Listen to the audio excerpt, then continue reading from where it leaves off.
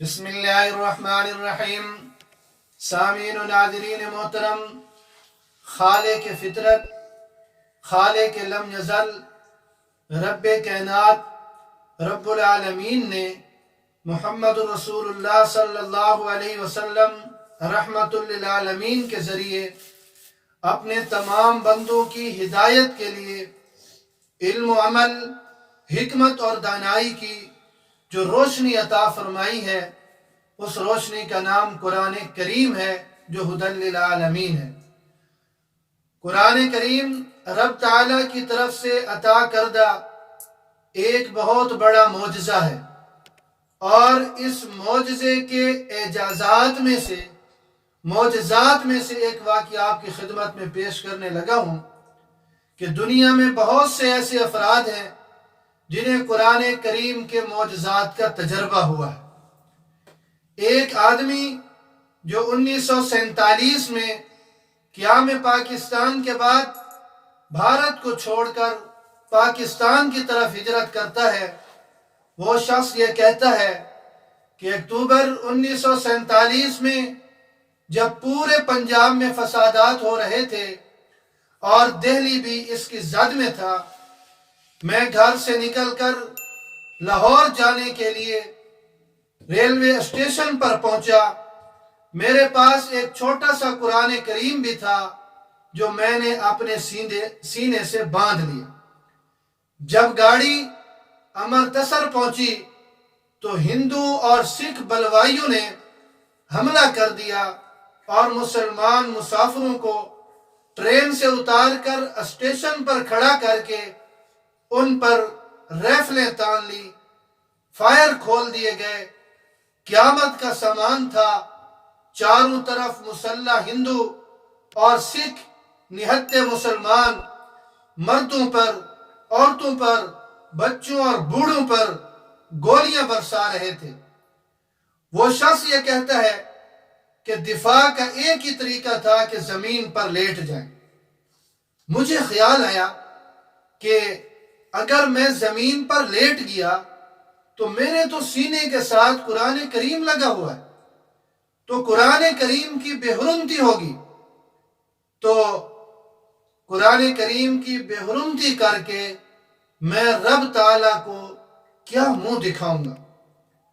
روز محشر میں کیا منہ لے کر جاؤں گا کہ میں نے قرآن کریم کی بے ادبی کی تھی، قرآن کریم کی بے حرمتی کی تھی؟ تو وہ کہتا ہے کہ یہ خیال آتے ہی میں نے پکا ارادہ کر لیا کہ اب جان چلی جائے، قرآن کریم کو سینے سے جو لگا ہوا ہے اس کے ساتھ میں نہیں لیٹوں گا۔ جو کچھ بھی ہوتا ہے ہو جائے، زیادہ سے زیادہ یہی نہ کہ میری جان چلی جائے گی، قرآن کریم کی تو کم از کم بے حرمتی نہیں ہوگی۔ تو اس نے کہا کہ یہ میں نہیں کروں گا، زمین کے ساتھ اسے نہیں لگنے دوں گا۔ وہ کہتا ہے کہ میں ٹرین کے ڈبے کے ساتھ لگ کر کھڑا ہو گیا۔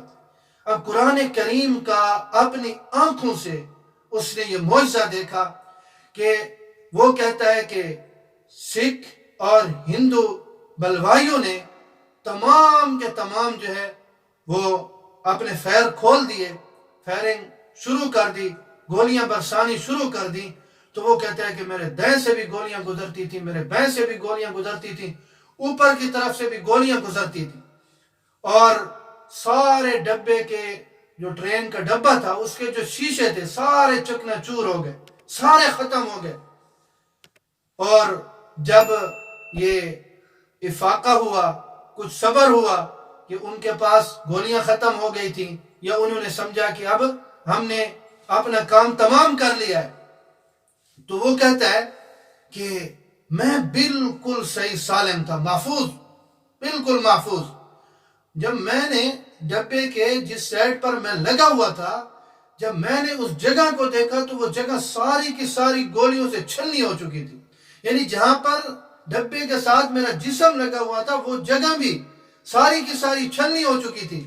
لیکن اللہ رب العزت نے مجھے ایک خراش بھی نہیں آنے دی، اور یہ سارا کا سارا قرآن کریم کا معجزہ تھا۔ قرآن کریم کی برکت تھی، میرے سینے سے لگا ہوا تھا، میں نے اس کی بے حرمتی نہیں ہونے دی کہ زمین پر لیٹ جاؤں گا تو اس کی بے حرمتی ہوگی، اس کی بے ادبی ہوگی، میں رب تعالیٰ کے پاس کیا منہ لے کر جاؤں گا۔ تو یہ خیال آتے ہی میں نے اللہ رب العزت نے جو ہے وہ مجھے محفوظ کر لیا۔ تو یہ قرآن کریم کا ایک بہت بڑا معجزہ ہے۔